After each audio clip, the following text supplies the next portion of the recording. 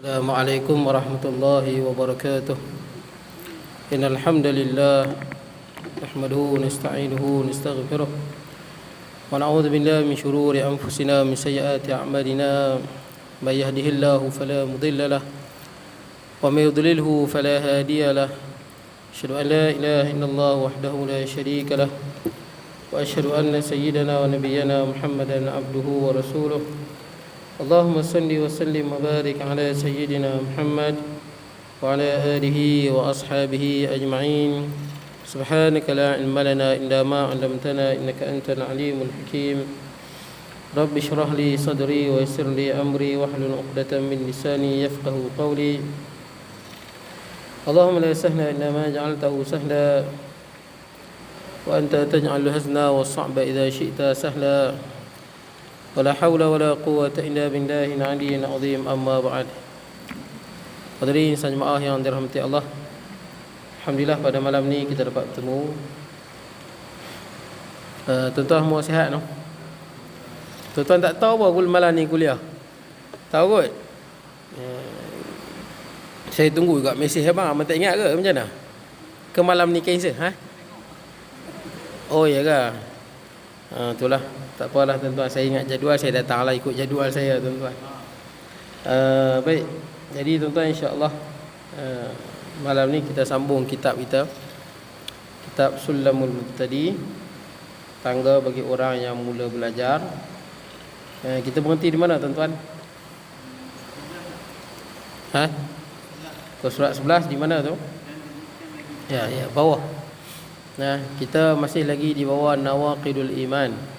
Di bawah tajuk perkara-perkara yang membatalkan iman. Nah, perkara-perkara yang membatalkan iman. Yang mana kalau kita lakukan, maka terkeluarlah kita daripada Islam. Bila terkeluar pada Islam, apa jadi? Fahabitat a'maluhu fid dunya wal akhirah. Ingat orang Islam, bila kita buat perbuatan yang kita dah bincang ni, maka hapuslah segala amalan kita yang lepas. Jaga-jaga anak ni penting. Kita umur dah 60. Kita dah pergi haji katakanlah haji dah 5 kali. Kita dah buat masjid 5-6 masjid kita dah buat. Kita tolong rumah anak yatim. Sembahyang tarawih tiap-tiap tahun kita buat 23 rakaat. Siap dengan qiyamul lail. Betul tak? Sedekah dah berpuluh-puluh ribu, dah berjuta dah. Tiba-tiba kita buat kerja yang macam kita bincang ni, maka batallah semua dia. Fahabitat a'maluhu fid dunya wal akhirah. Yang kita buat dulu tu, yang 60 tahun tu, haba'an mansura, hilang terus. Jangan buat benda-benda lagu tu. Bila kita terkeluar, rosak je akidah kita di sisi Allah, maka batal semua amalan kita. Kalau kita mengucap balik kosong, tak ada apa. Dosa tak hilang. Tapi amalan hilang semua. Bayangkan kalau umur kita dah 60, contohnya lah kita cakap nak makan sup tangan pi Kelantan, contoh. Ini bukan politik tuan-tuan, ini hukum. Betul tak? Yang suruh mencuri potong tangan ni bukan parti politik. Ini Al-Quran sebut. Kita kena faham macam tu. Kalau kita tak boleh buat, itu cerita lain. Betul tak? Kita tak boleh buat, ada kekangan, mungkin kekangan perlembagaan dan sebagainya. Betul tak? Dia memang semua makan profesi dia. Dia makan tahap. Ke arah tu makan tahap. Betul tak? Hatta dakwah Nabi SAW juga, bukanlah Rasulullah dakwah di Mekah terus buat hukuman tu, tak. Tapi dia bertahap. Yang penting kita menuju ke arah tu. Tapi jangan hina. Jangan hina hukum. Ini hukum. Ini hukum Allah. Allah Ta'ala sebut dalam surah Al-Ma'idah, As-sariq was-sariqatu faqta'u aydiyahuma nakalam minallah. Pencuri lelaki, pencuri perempuan potong tangan. Malam saya di masjid di Taiping, bincang bab ni lah, fiqh daulah. Ramai orang tuan-tuan. Memanglah saya sebut malam, kita dengar mencuri potong tangan ni dahsyat kan? Betul tak? Potong tangan ni dahsyat. Tapi ini sebut Quran. Sebut dalam Quran. Kita fikir dahsyat yang kita nampak. Kita tak tahu yang curi ni lagi dahsyat. Bahawa banyak kes curi tuan-tuan yang diakhiri dengan kematian, banyak. Orang ragut, yang kena ragut tu jatuh mati kat Bangan Serai pun ada. Banyak kes. Asal dia nak mencuri, tapi sampai dia bunuh orang. Betul tak? Niat nak mencuri. Tapi bila yang mencuri itu mempertahankan, dia bunuh. Berapa banyak orang yang pecah masuk rumah orang, bila tuan dia tahan harta, dia bunuh. Asalnya nak curi, tapi kesan dia sampai membunuh. Banyak kes bunuh pasal mencuri. Saya ingat dulu Ustaz Harundin rahimahullah, meninggal dah dia. Tuan-tuan kenal aku Ustaz Harundin tu? Tak kenal Ustaz Harundin? Kenal? Ustaz Harundin. Harundin, kenal aku tu. Tak kenal, saya tak tahu tuan-tuan duduk Malaysia ke duduk kat mana. Jadi Ustaz Harundin rahimahullah, dia pernah cerita di satu masjid tentang ni lah, hukum Allah ni lah. Jadi masa maghrib tu ada satu hamba Allah ni, dia jumpa Ustaz Harundin, dia kata, Ustaz, hukum Islam curi potong tangan ni zalim, kejam. Curi je kot, kenapa potong tangan? Dia tak tahu kes dunia ni banyak orang mencuri, hujungnya dia bunuh orang. Betul tak? Bila dia tak dapat curi, dia bunuh orang. Kes kat Alat Bungsu tu. Kat Alat Bungsu dia curi, dia pergi rompak kawan tu. Ni orang Melayu kita, bukan orang India, orang Melayu kita. Tak jauh dengan kampung saya. Orang tu pakai emas. Dia ragut. Rupanya emas yang kawan tu pakai, emas apa? Zulian. Bila dia pergi jual, tak laku lah. Dia pergi cari kawan tu, dia tetap kawan tu. Nampak mencuri punya perangai. Asalnya nak curi, tapi dia akan jadi ganas. Kita kena ingat, dia bukan mencuri je. Kes saya ingat, ayah abang cerita arwah. Ayah cerita kat saya. Apa nama ayah arwah ayah? Haji Makno, dia cerita kat saya masa saya mengajak di surau di Ihya tu. Tahu di Ihya tu, Haji Makno kajian pergi. Sebab Haji Makno ni bekas anak murid apa? Ustaz dulu, Ustaz Abu Bakar Bakir tu. Dia sempat dengan Ustaz Abu Bakar Bakir, orang tua-tua yang main semua ni. Yang tua-tua ni semua bekas anak murid Ustaz Abu Bakar Bakir. Saya kuliah rajin main, dia cerita kat saya. Masa ayah Haji Makno umur panjang. Dia cerita masa dia jadi polis di Kuala Lumpur dulu. Kan lama di situ. Abang duduk Kuala Lumpur dulu tu. Ada satu kes dia cerita. Ada satu pasangan Melayu, suami dia tentera. Baru kahwin. Saya ingatlah tu kisah yang saya ingatlah Haji Makno cerita. Baru kahwin. Pencuri masuk rumah mereka, pencuri masuk. Curi ni warga asing Indonesia. Curi masuk, asal nak curi. Ikat suami dia, ikat isteri. Tengok bini kawan ni cantik. Dia pun bergilir rogol, nampak tak? Asal nak curi. Sebab orang asal nak curi ni, dia akan bertindak kadang-kadang lebih lagi bila dia ada peluang. Jadi dia buat apa? Dia rogol bergilir isteri kawan tu, baru kahwin. Yang tentera tu bagi tahu kat Haji Makno, dia kata kalau saya jumpa depa saya tembak. Itu saya ingat. Nampak tak? Kita duk sibuk, oh nanti potong tangan pencuri teruk. Dia tak tahu yang pencuri buat kerosakan dalam masyarakat lagi dahsyat. Yang pencuri nak buat ni lagi dahsyat. Berapa banyak yang mati tuan-tuan kerana asalnya nak mencuri, hujungnya mati, dia bunuh. Nampak tak? Banyak orang kadang-kadang dia tak nampak kesan. Dia duk nampak potong tangan. Hak kemanusiaan ni bukan hak kemanusiaan. Hang tolong penjenayah. Hang tebarkan lagi kerosakan. Sebab tu kita di Malaysia ni tuan-tuan, atau di seluruh dunia tuan-tuan. Saya ingat kes curi ni banyak tuan-tuan. Saya ingat kat tuan-tuan ni ada orang curi sawit ke tak ada? Ada. Berapa banyak kes tuan-tuan, orang yang saya ingat di Terengganu, di belah apa? Kedah. Orang susah tergetah-getah tuan-tuan. Bukan senang. Noreh tu. Dia senang pergi curi. Dah lama-lama potong tangan, sebelah tangan potong. Dah lama duk cari siapa curi. Marah tak tuan-tuan? Marah. Kita penat lelah. Tu, saya ingat saya mengajar lagi di surau Kampung Pak Dolah. Tuan-tuan jalan ke Munting tu, tuan-tuan tengok belah kanan ada kebun limau kan? Pasal nak kebun limau banyak? Tu Cina punya. Tapi Cina tu bagus. Baik dengan orang Melayu lah. Dia pelik, Cina tu pelik nak cerita kebun dia ni. Dia pelik, ada orang dia masuk kebun dia ni macam khianat tuan-tuan. Perangai tak elok. Dia masuk kebun, dia ambil buah Cina tu, limau ke jambu? Jambu ke limau Jambu lah. Dia ambil jambu, digigit sekali dia buang. Dia ambil yang elok tu. Buah jambu elok digigit dia buang, digigit dia buang. Ni macam khianat. Kalau tuan-tuan marah tak tuan-tuan? Ke tak marah? Tak apalah, kesian lah kat dia. Ke tuan-tuan common lah. Tak kena tak apalah, sembang kemas lah. Tak apa. Cina tu dah banyak kali kena dah. Kalau nak makan satu dua dia tak kisah. Ni dia pergi ambil buah elok-elok, dia gigit sekali dia buang. Makan sikit dia buang, makan sikit dia buang. Saja bagi orang marah. Sekali tu Cina panggil 2 orang Melayu. Minta tolonglah kita nak tangkap. Dan dia masuk pula, dia masuk pukul 3 pagi. 3 pagi, 4 pagi. Tunggu, Cina tu dengan 2 orang Melayu ni tunggu. Banyak kali ditunggu tak dapat. Banyak kali tunggu tak dapat. Last kali tu dia bertunggu dapat. Tengah-tengah tunggu, nampak ada dalam pukul 3 lebih, ada torchlight. Dia pun duduk dalam gelap, duduk torchlight.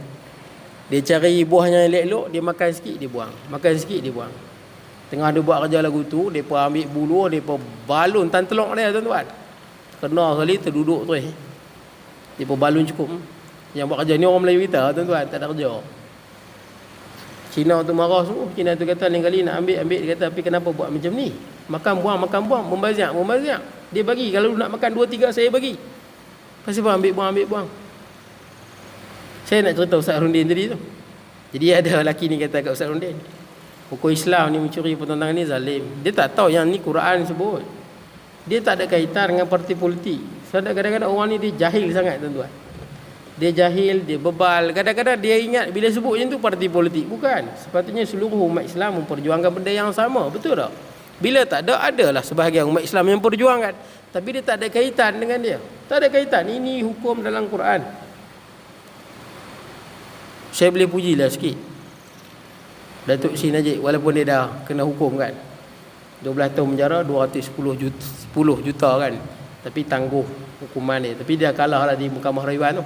Dia nak lawan di Mahkamah Persekutuan. Tak apalah tuan-tuan, itu urusan dia. Tapi saya nak quote satu kata-kata dia.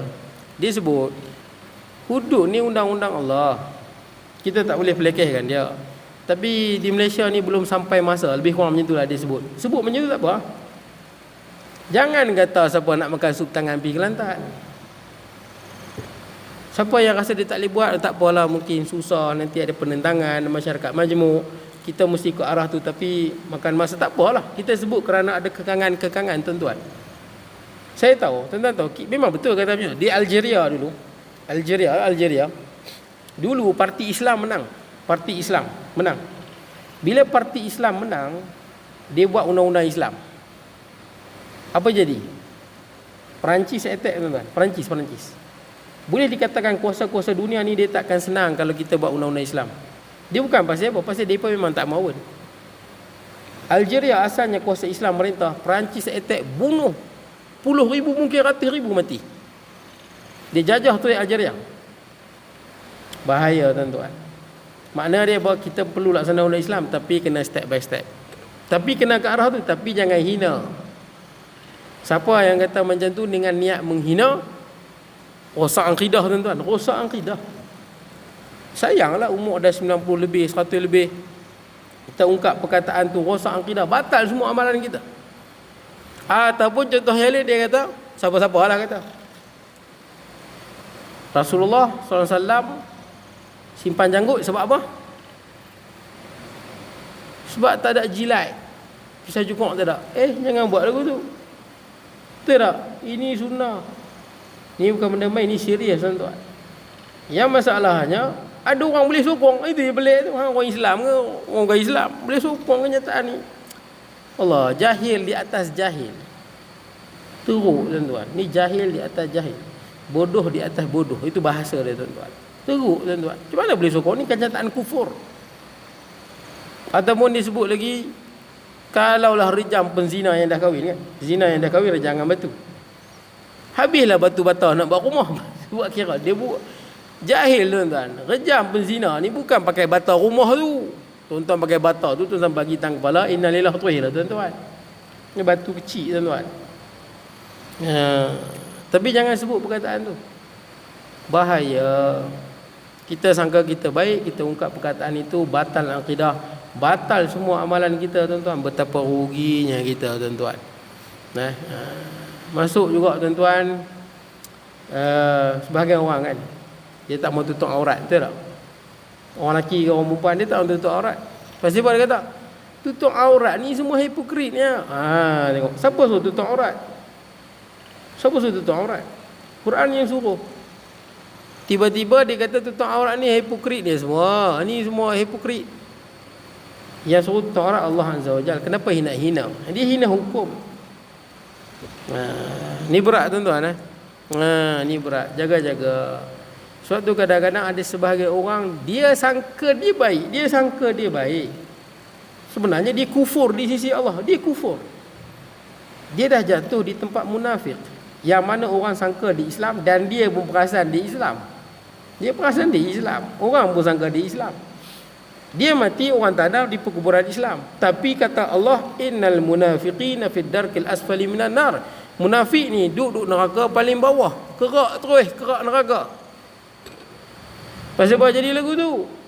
Pasal zahir nampak Islam, tapi ungkapan menghancurkan Islam. Akidah bukan Islam. Munafik ni punya kerosakan lebih dahsyat daripada orang orang kafir. Orang kafir kita kenal dia bukan Islam, tak apa. Ini orang perwatakan Islam, tapi kenyataannya memburukkan Islam, menghina hukum Islam. Ni lebih teruk tuan-tuan daripada kenyataan orang yang kafir. Sebab dia bawa iman Islam, tapi dia menghancurkan Islam daripada dalam. Baik tuan-tuan. Jadi kita dah bincang banyak dah. Ini kita nak sambung lagi tuan-tuan. Kalau buat lagi benda yang kita sambung ni, batallah akidah dia tuan-tuan. Baik. Qala al-musannifu rahimahullahu ta'ala wa nafa'ana bi ulumi fid darin, kata mengarang. Dan demikian lagi jadi kafir orang yang ingkarkan Sayyidina Abu Bakar itu sahabat Nabi, atau ia nafikan seseorang. Kalau dinafikan Sayyidina Abu Bakar sebagai sahabat Nabi, kafir. Dia kata Sayyidina Abu Bakar bukan sahabat Nabi, kafir.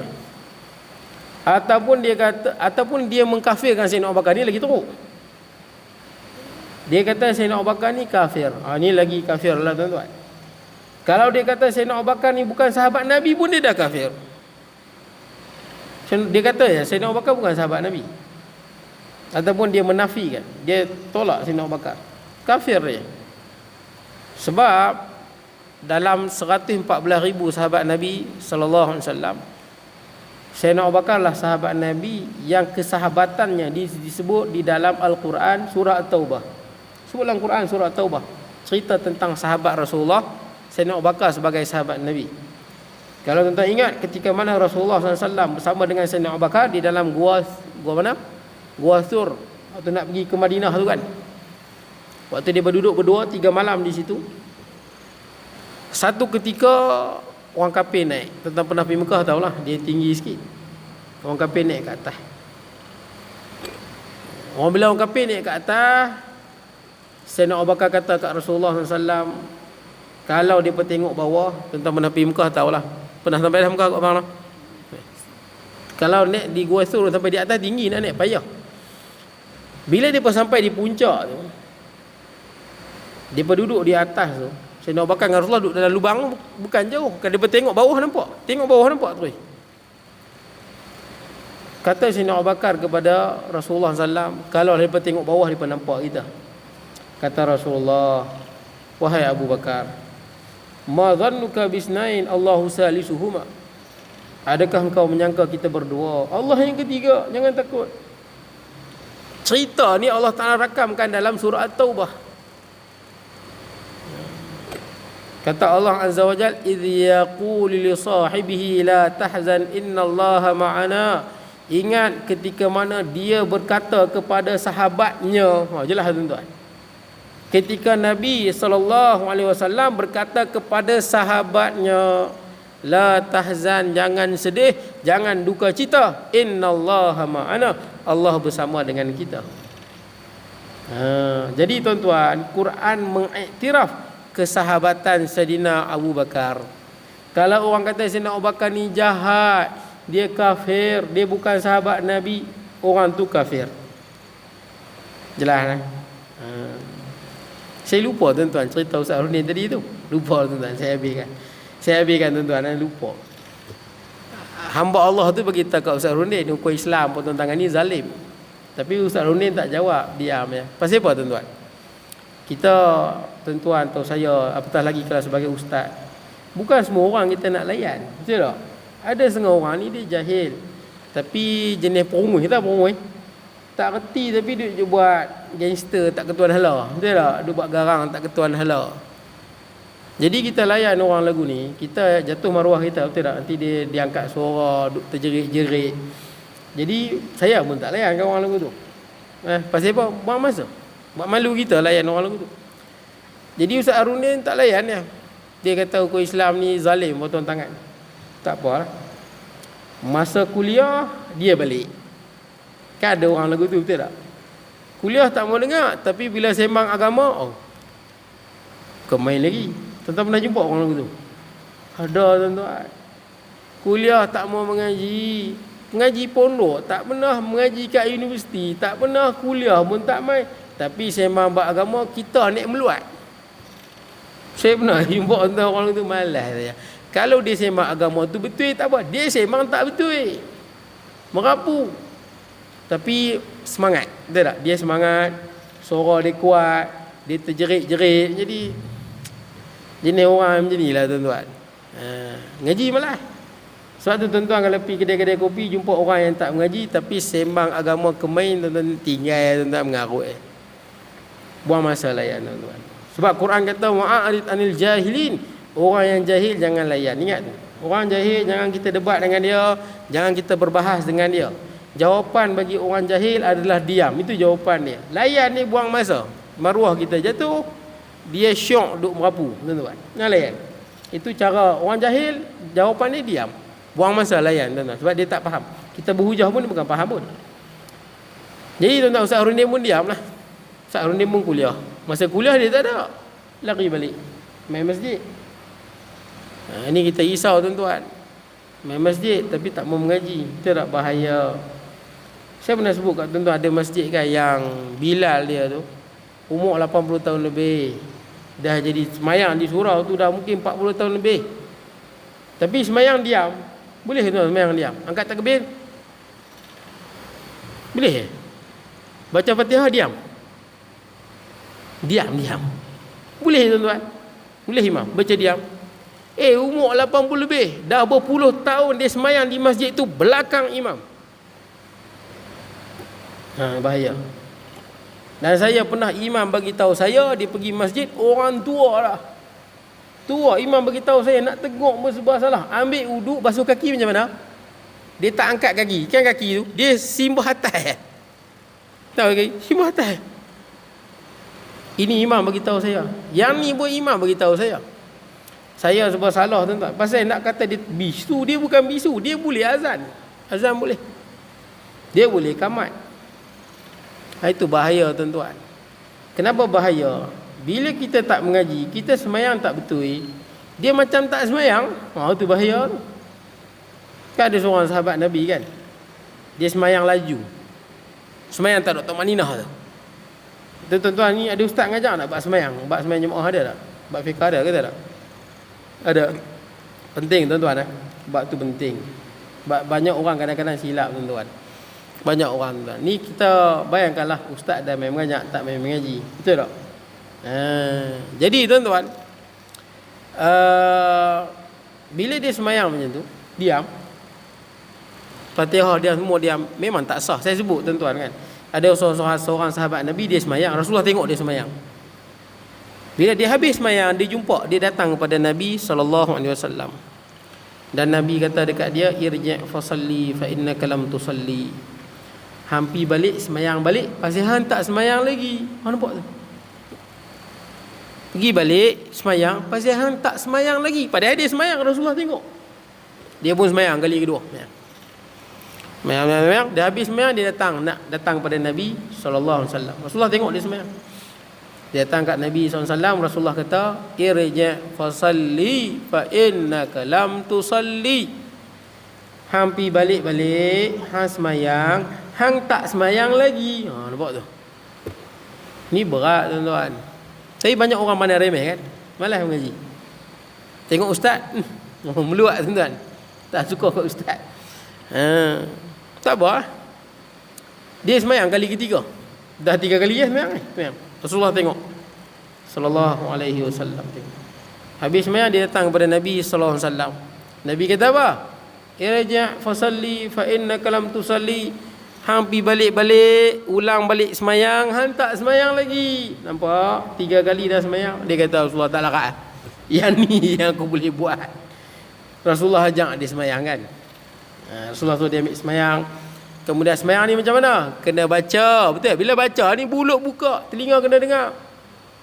Telinga dengar ni maksud dia tuan-tuan kalau waktu malam tuan-tuan bangun senyap sunyi, tuan-tuan baca tu telinga dengar.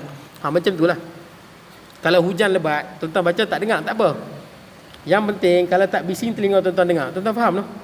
Sebab ada setengah masjid saya pergi, masa hujan semua pakat baca kuat-kuat. Pasal nak bagi telinga dengar. Oh, saya pun pening. Hampa pergi baca kuat pasal apa? Kita tak dengar pasal hujan, baby lah, betul tak? Kita baca macam biasa, tak dengar angin kuat ke, aircon kuat ke, tak apa. Yang penting kalau kita duduk sorang-sorang senyap-senyap, kita baca, telinga kita dengar. Boleh lah? Jangan silap. Ada setengah tempat gitulah saya pernah sembahyang di masjid mana tahu. Bila hujan semua pakat baca kuat. Habis belakang semua nak bagi telinga dengar. Ustaz ajak baca bagi telinga dengar, tapi hurai tak habis. Telinga dengar tu bila kita duduk sorang-sorang, tak ada bunyi bising apa. Dengar telinga benda yang kita baca tu. Nah, baik tuan-tuan. Rasulullah pun ajak, dan Rasulullah kata bila semayang rokok kena ada Tok Madinah. Jangan rokok laju. Tidak laju, batal semayang. Mencuri dalam semayang. Seburuk-buruk mencuri, curi dalam semayang. Tak apalah tuan-tuan. Yang Bilal tadi tu. Nak. Tuan-tuan nak tengok lagu mana? Ini dah semayang belakang imam berpuluh tahun tuan-tuan. Saya ingat saya tak lahir lagi, mungkin dia dah semayang belakang imam dah. Boleh jadi pasal umur dia dah 80 lebih. Dia paling tua dalam masjid tu. Macam mana nak tengok imam? Imam dah tengok. Imam tengok, dia marah imam. Jangan tengok, dia orang lama.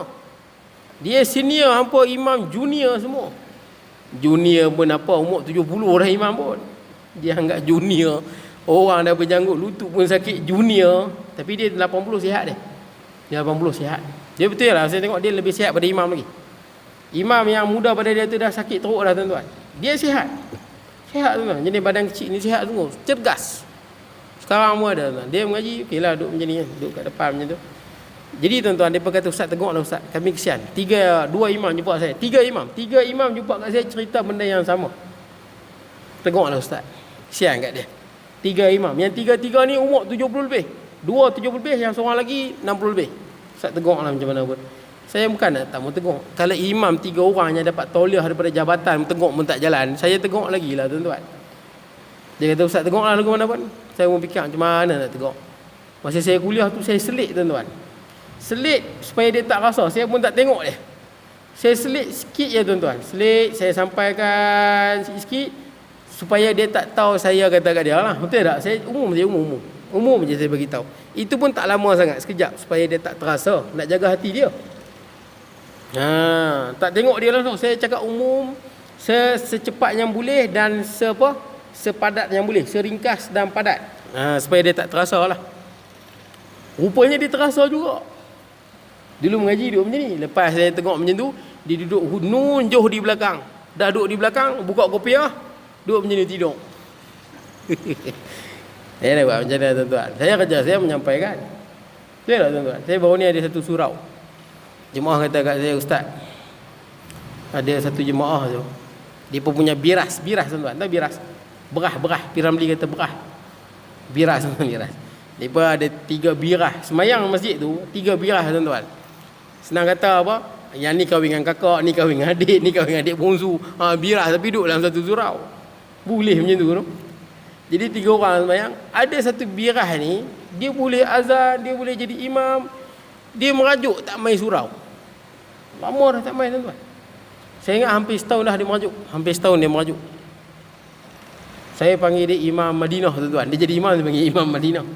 Dia seronok lah saya puji dia Imam Madinah. Seronok. Tak apalah tuan, tapi dia tak main lama dah.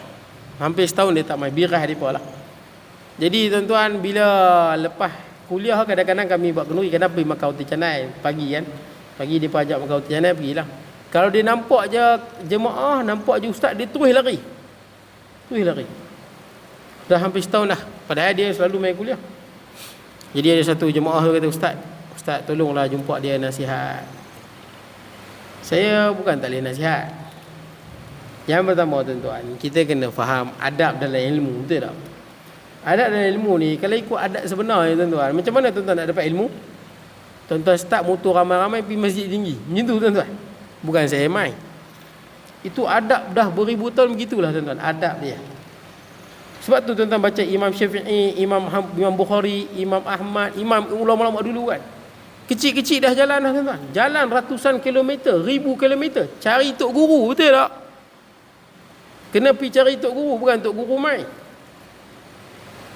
Sebab tu tuan-tuan, lainlah tuan-tuan kehebatan ilmu ulama dulu. Jadi tuan-tuan, Imam Malik bin Anas, dia mengajar di Masjid Nabawi. Tempat dia lah, dia duduk Masjid Nabawi, dia mengajar Masjid Nabawi. Sultan Ja'far Al-Mansur bagi dia duit ribu-ribu dinar. Satu dinar ni sama dengan duit kita 1,000 tuan-tuan. Kalau 1,000 dinar, duit kita 1,000,000 tuan-tuan. Bagi dia duit, mai mengajak kat istana. Ngajak siapa? Ngajak sultan dengan anak-anak sultan. Weh, kalau sekarang ni ustaz semua pergi, betul tak? Sultan panggil, mai nak bagi kat hang 1,000,000. Oi, pergi, betul tak? Imam Malik kata apa? Imam Malik kata kat Sultan Ja'far Al-Mansur, al-ilmu ya'ti wala yu'ta. Ilmu ni kena mai cari, bukan ilmu pi kat hang. Tu adab dia tuan-tuan. Kalau nak ikut hukum asalnya tuan-tuan, tuan-tuan pakat-pakat sewa van, pergi jumpa saya kat Masjid Tinggi. Ya, patutnya begitulah adab dia. Tapi dengan berlalunya zaman, orang dah mula semangat mengaji tu kurang, betul tak? Kalau ustaz tak mai, pertama kalau ustaz tak mai memang tobat tak bicariah, betul tak kan? Kalau ustaz tak mai pun tobat tak bicariah. Lagipun tuan-tuan pun kerja penat, mungkin tak pergi kerja pun penat, balik pun lewat. Nak pergi cari semangat nak mengaji tu tak macam dulu tuan-tuan. Semangat nak mengaji tak macam ulama dahulu. Maka kita punya tok guru dulu mudahkan, maka ustaz mai, betul tak? Ini tak ada tuan-tuan, dulu tak ada tuan-tuan . Zaman Imam Syafi'i, Imam Ahmad di ribu-ribu tahun dahulu tak ada. Tuan-tuan pergi cari. Tapi sekarang ni disebabkan masyarakat jauh dengan ilmu, ustaz kena, betul tak? Ustaz kena. Walaupun pada asalnya bukan. Ustaz kena mai ke masjid ni, masjid. Pasal apa? Pasal nak bagi masyarakat dekat dengan ilmu. Boleh tak? Padahal patutnya masyarakat pergi, tapi kerana tugaslah sebagai orang yang ada ilmu datang, sampaikan. Tu yang ada istilah sagu hati dan sebagainya. Nama pun sagu hati tuan-tuan. Tuan-tuan, ustaz mai, tuan-tuan bagi 10,000 pun tuan-tuan. Tuan-tuan tak boleh bayar ilmu tu. Tak boleh. Ilmu ni bukan ada nilai tuan-tuan. Tak ada nilai pun. Sebab tu nama sagu hati. Nak bagi ustaz seronok. Betul tak tuan-tuan? Itu ya, ustaz dah mai benar-benar nak bagi ustaz seronok. Tu panggil sagu hati. Orang tak panggil bayar ilmu. Ilmu tak boleh bayar tuan-tuan. Ada satu ustaz, tuan-tuan kenal dia. Oi, kenal. Saya sebut tuan-tuan, tuan-tuan kenal sekenal-kenalnya. Orang panggil dia. Dulu tak mahal. Lepas tu dia masuk TV, raja masuk TV yang mahal. Biasalah dah masuk TV je, tuan-tuan telefon tak dapat tahu. PA dia angkat. Dulu telefon kan ada PA. Itu ada orang bagi tahu, ustaz dah terkenal Ustaz Usam ni, saya jadi PA, nak jadi PA. Boleh tak harga. Tak maulah tuan-tuan. Tak apalah ustaz ni tuan-tuan. Orang panggil dia, di Selangor panggil dia. Jadi bila panggil dia, kata ustaz nak bayar berapa ni ustaz ni? Tuan-tuan kenal. Tuan-tuan kenal sekenal-kenalnya. Tapi dia masuk TV. Tapi dah tak masuk TV lama dah kot. Orang mana Perak kot. Ke mana? Macam itulah. Saya tak ingat lah. Bollywood? Bukan. Bukan dia. Tapi bukan dia. Yang tu saya tak tahulah, aku ada cerita macam tu. Tapi bukan dia lah. Bukan ustaz Bollywood tu, bukan. Kepentingan, dia duduk kepentingan tak jauh. Tapi bukan dia lah. Jadi nak panggil dia, dia kata, ustaz nak bayar berapa ustaz? Saya ni tak kisah bayar berapa. Tak kisah. Tapi biasanya 20,000. Orang bayar 20,000 buat macam mana? Tak kisah bayar berapa, biasanya 20,000. Tak apalah tuan, itu cara dia. Tapi nak ceritanya ilmu, bayar 20,000 pun kali bayar pun. Nama pun sagu hati. Baik, jadi tuan-tuan, sebab tu Ustaz Harundil, tuan-tuan ingat Ustaz Harundil tu kan? Ada satu orang, isteri dia sakit. Ustaz Harundil lah, isteri dia sakit. Dicerat di belah bangi tu. Jadi Ustaz Harundil berubat berubat Islam. Berubat sembuh. Suami dia bagi sampo kat Ustaz Harundil. Balik buka 1 juta. Bukan rupiah tuan-tuan, rupiah buat apa? 1 juta ringgit Malaysia. 1 juta. Kalau tuan-tuan macam mana tuan-tuan dapat 1 juta tu? Yahoo, lompatlah tuan-tuan. Tuan-tuan 1 juta, tapi Ustaz Harundil ni hebat lah. Orang yang tahu ilmu ni bukan boleh bayar dengan duit. Bila dia dapat sampul 1 juta tu, Ustaz Harudin teringat ada masjid di Langkawi perlukan 1 juta, tak siap lagi. Ustaz Harudin bagi semua. Kalau kita tuan-tuan sekurang-kurangnya ambil lah dalam 700,000 je tak. Itu kira pemurah betul ya. 300,000 boleh bagi, kira pemurah, habis pemurah lah tu. Ini bagi semua. Bagi semua.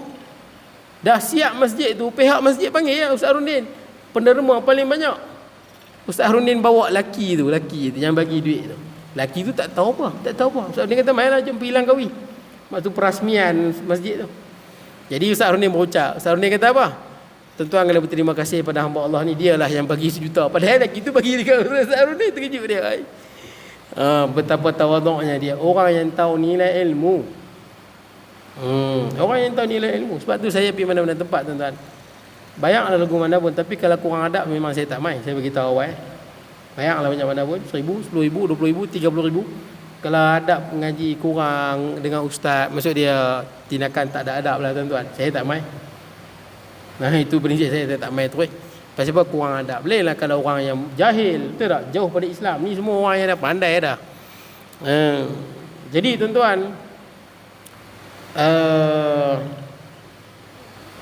yang pakcik tadi tu lah, saya yang hak tadi tu, jadi pesuruh saya nasihat tu. Saya kata saya dah main sini, betul tak? Saya dah main sini tu kira apa? Ustaz Rahmat lah, betul tak? Kalau mana bukan saya, mana-mana ustaz lah. Kalau ustaz tu boleh lapangkan masa datang mengajar, oh Ustaz Rahmat tuan-tuan. Tuan-tuan tahu tak, ramai ustaz yang tak mengajar, ilmu banyak, betul. Abang mengajar SMKA ke? Bukan SMKA kan? SMKA tu banyak ustaz hebat-hebat tu. Ustaznya ilmu banyak ni banyak tuan-tuan. Saya tahu lah yang balik Mesir lah, balik pada Madinah, Mekah. Tapi ramai tak mau mengajar, ramai tak mau. Pasal apa? Pasal mengajar ni dia tak boleh main macam ni je. Betul tak? Okey, malam ni mengajar main terus tak? Dia kena ambil masa dalam sejam, 2 jam, study dulu. Takut silap. Lepas tu bila dah main mengajar, malam tak boleh nak bawa bini pergi makan cakotiau. Betul tak tuan-tuan? Masa dengan family tu tak ada. Ramai ustaz saya kenal, malah ilmu pun banyak, tapi nak mengajar dia segan. Malas nak mengajar. Dia ingat masa dia ni, siang dia dah kerja, malam ni biarlah dia dengan family dia dengan anak-anak dia. Siang dia dah kerja penat, ni malam dengan family dia tak mau main masjid. Okey tuan, tak apalah. Tapi gitulah saya nak bagi tuan-tuan. Makna dia tuan-tuan, sepatutnya bila dah ada ustaz main mengajar, tak ada alasan lah tuan-tuan. Tak ada alasan nanti di hari kiamat semayang tak betul, tak ada ustaz main mengajar. Tak ada alasan lah, ustaz dah main. Apatah lagi tuan-tuan ada handset, boleh buka YouTube, betul tak? Dalam YouTube tu boleh tengok ustaz hebat-hebat dalam tu. Okey tuan, kemudian atau ia nafikan seorang daripada rasul yang muafakat ulama atas rasulnya, ataupun dia nafi rasul. Contoh dia nafi rasul yang 25 rasul tu, Adam, Idris, Nuh, Hud, Soleh, Ibrahim, Musa, Daud, Sulaiman, semualah, Isa, Zulkifli, apa semua ni, Ayub, dia nafikan. Dia kata Ilyas bukan nabi, kufur. Ataupun dia kata Nabi Isa bukan nabi, kufur. Ataupun dia kata Nabi Ayub bukan nabi, kufur. Ini ijma' ulama. Pasal apa 25 rasul? 25 rasul tu disebut dalam Quran. Yang kita kata 25 rasul tu kan, sebut dalam Quran. Nafikan maka kufur dia. Yang 25 rasul tu lah, nafi je salah satu, kufur. Atau ia ingkar satu huruf yang sudah muafakat ulama atasnya daripada Al-Quran, atau ia lebihkan dia padanya yang sudah muafakat ulama pada bukan daripada Al-Quran, padahal ia iktikad bahawa ia adalah daripada Al-Quran. Makna dia nafikan Al-Quran yang ada sekarang tuan-tuan. Kita ada dalam Quran ada berapa ayat tuan-tuan? Ayat apa dalam Quran tuan? Ayat dalam Quran ada banyak mana? 6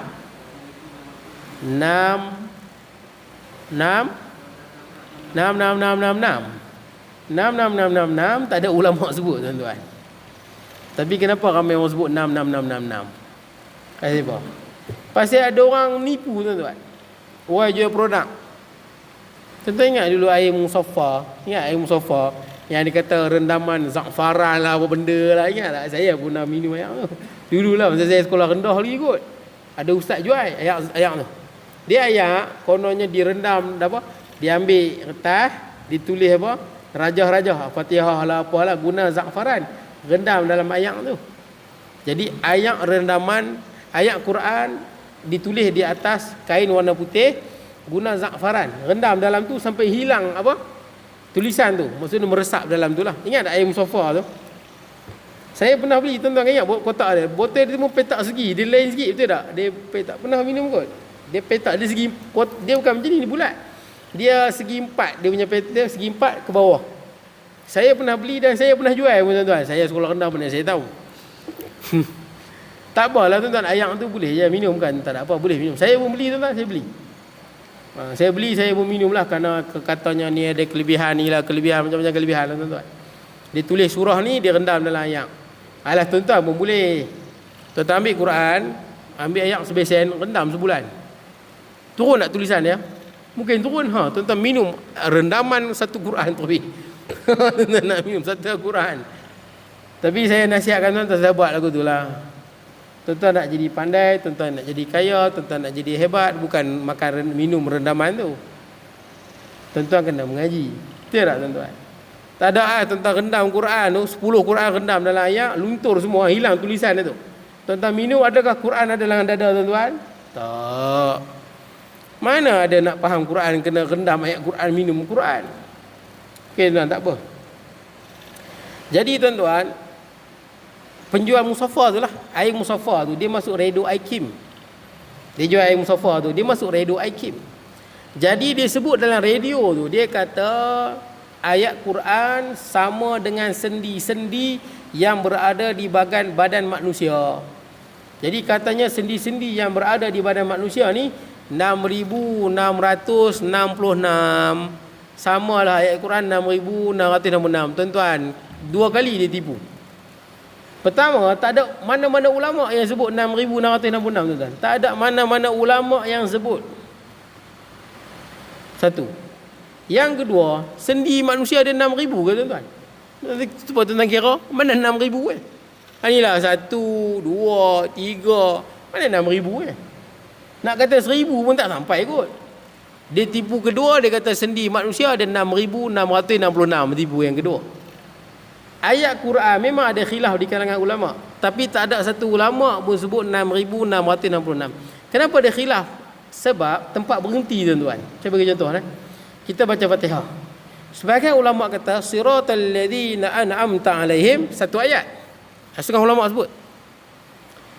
Ada pun sebagian ulama sebut siratal ladzina an'amta alaihim ghairil maghdubi alaihim waladdallin, satu ayat. Nampak tak? Ada yang kata sambung tu satu ayat, ada yang kata dua ayat di situ. Siratal ladzina an'amta alaihim satu ayat, ghairil maghdubi alaihim satu ayat.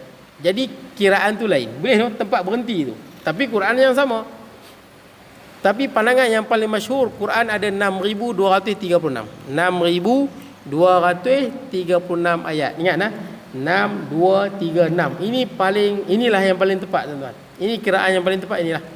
Kiranya Quran yang ada kat tuan-tuan ni, banyak mana ayat dia adalah Quran yang kita pakai ni 6,236. 6,236. Ingat 6,236. 6,236. Tolak satu. Katakan dia tolak alif lam mim. Dia tak percaya alif lam mim dia.